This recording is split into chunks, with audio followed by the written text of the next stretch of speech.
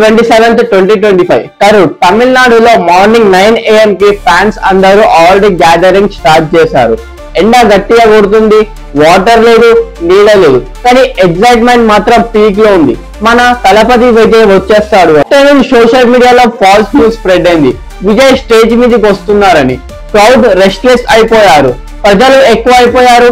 ఆ ఎండకి dehydration start అయింది. సిపిఎం కి ర్యాలీ అఫీషియల్ పర్మిషన్ 10,000 పీపుల్ కి మాత్రమే ఇచ్చారు, కానీ రియాలిటీలో ఆల్రెడీ 20,000 ప్లస్ క్రౌడ్ గ్రౌండ్ ని ఫిల్ చేసింది.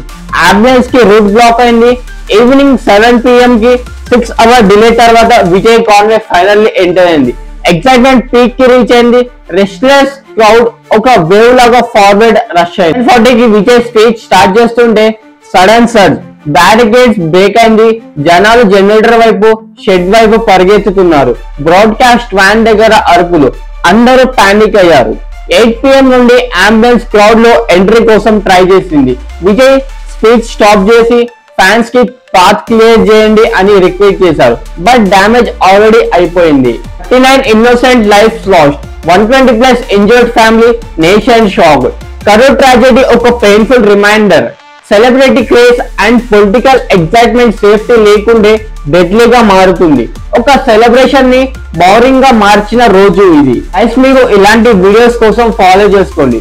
మీకు 1 minute లో ఇన్సిడెంట్ గురించి తెలుసుకోవాలి అంటే ఈ అకౌంట్ ని ఫాలో చేసుకోండి. See in the next video.